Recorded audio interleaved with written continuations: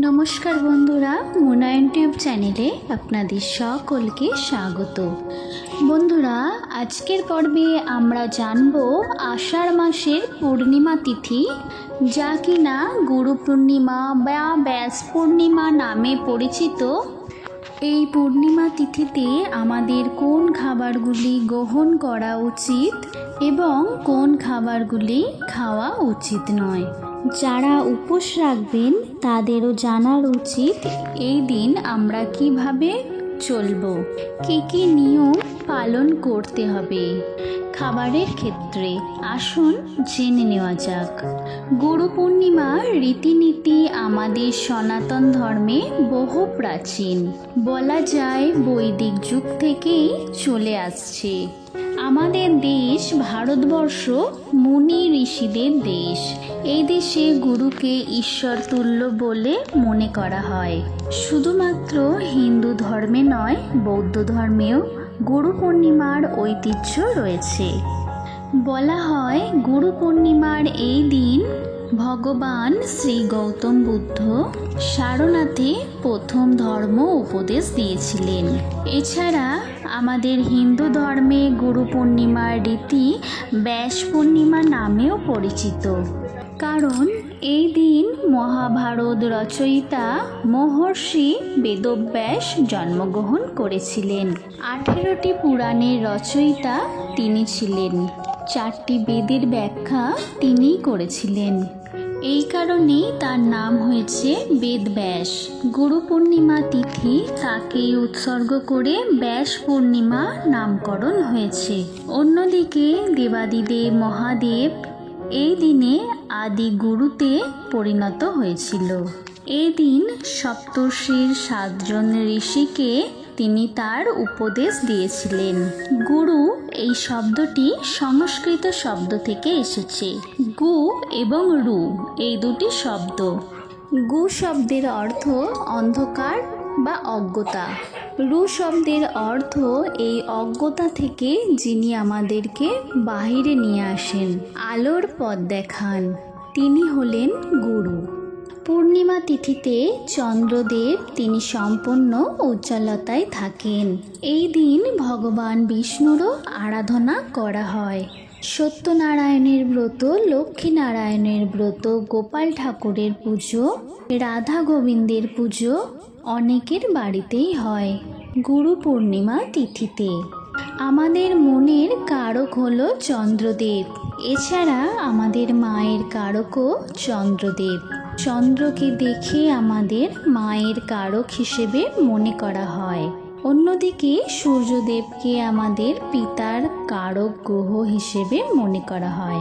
কারো জন্মছকে যদি চন্দ্র দোষ থাকে, তাহলে সেই ব্যক্তির জীবনে প্রচুর মানসিক সমস্যা, অতিরিক্ত চিন্তা, এই সকল কিছুই দেখা যায়। এছাড়াও টেনশন বা অতিরিক্ত রাগ সেই ব্যক্তির মধ্যে থাকে। এটিকে কম করতে অর্থাৎ প্রশমিত করতে, মনের এই রোগ থেকে বেরিয়ে আসার জন্য এগুলি খুবই কষ্টকর। এগুলি শারীরিক রোগের থেকেও মানসিক রোগের, কিন্তু মানুষকে খুব বেশি কষ্ট দেয়। এই রোগ থেকে বাইরে আসার জন্য বলা হয় যদি কারোর জন্মছকে চন্দ্র পীড়িত থাকে, খারাপ থাকে, তবে পূর্ণিমাতে চন্দ্রদেবের পূজা করতে। পূর্ণিমায় চন্দ্রদেবের পূজা করলে আমরা মানসিক দিক থেকে শান্ত হই, শান্তি পাই। তাই পূর্ণিমা তিথিতে অত্যন্ত গুরুত্বপূর্ণ একটি তিথি। পূর্ণিমা তিথিতে চাঁদের উপাসনা করলে আমাদের মন শান্ত হয়, মনের বিভ্রান্তি বাড়ে না, উত্তেজনা বা চাপ মনের দূর হয়, জীবনে সফলতা আসে, কোনো কাজে মনোযোগ বৃদ্ধি হয় এবং বুদ্ধি তীক্ষ্ণ হয়। এই কারণে পূর্ণিমা তিথিতে চন্দ্রদেবকে আপনারা অবশ্যই দর্শন করুন। প্রত্যেকটি পূর্ণিমা তিথিতে আপনাদের এটি করতে হবে। অন্তত 30 মিনিট হলেও চাঁদের আলোতে আপনারা কিছু সময় থাকুন। এছাড়া চন্দ্রদেবকে সাদা রঙের প্রসাদ অর্পণ করতে পারেন। এক ধরনের বিশেষ প্রসাদ তৈরি করা হয় চন্দ্রদেবকে অর্পণ করার জন্য। তাতে চিনি, দুধ এবং চাল থাকে। এটি চন্দ্রদেবকে আপনারা অর্পণ করতে পারেন।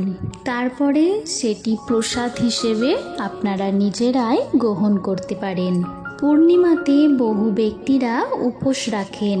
পূর্ণিমার উপোস 12 ঘন্টার উপোস। পূর্ণিমার আগের দিনে অর্থাৎ চতুর্দশী তিথিতেও সেই ব্যক্তিরা নিরামিষ আহার গ্রহণ করেন। পূর্ণিমা তিথিতে সারাদিনে সন্ধেবেলা প্রদোষকালে পূজা করে পূজার প্রসাদ খেয়ে সারাদিনে একবারই অন্ন গ্রহণ করা যায়। পূর্ণিমা তিথিতে অনেকের বাড়ি অন্নভোগ হয়, আবার কিছু কিছু পরিবারে অন্নভোগের নিয়ম নেই, তারা চাল এবং ডাল বর্জন করেন। আপনাদের বাড়িতে যদি পূর্ণিমা তিথিতে অন্নভোগ দেওয়ার নিয়ম থেকে থাকে আপনারা সেটি পালন করবেন। যার বাড়িতে যেমন নিয়ম সেইভাবেই পালন করা উচিত। এছাড়াও পূর্ণিমা তিথিতে আমরা যে খাবারগুলো গ্রহণ করি সেগুলো কিন্তু সম্পূর্ণরূপে সাত্ত্বিক খাবার হওয়া প্রয়োজন। পূর্ণিমায় সাত্ত্বিক আহার গ্রহণ করতে হয় এবং পূর্ণিমাতে আমরা যারা 12 ঘন্টার উপবাস রাখতে পারবো না তারা দুধ বা দুধ জাতীয় খাবার, সেখানে আপনারা দই খেতে পারেন বা বাটার মিল্ক খেতে পারেন, পনির খাওয়া যায়, এইসব খাবার খাওয়া যায়। এছাড়া শাক সবজি এগুলো রান্না করে খেতে পারেন। সুজি খাওয়া যায়। আর যাদের বাড়িতে চাল খাওয়ার নিয়ম নেই তাদের চালের বিকল্প হিসাবে সাবু বা মাখনা খেতে পারেন। অনেকে মাখানার ক্ষীরও অর্পণ করে। পূর্ণিমা তিথিতে আপনারা ফল এবং বাদামও খেতে পারেন, ড্রাই ফ্রুটস, যাতে প্রচুর পরিমাণে ভিটামিন এবং খনিজ থাকে, যা আমাদের শরীরে শক্তি এবং পুষ্টি সরবরাহ করে। নিরামিষ খাবার এবং শাকসবজিতে থাকে ফাইবার এবং অ্যান্টিঅক্সিডেন্ট।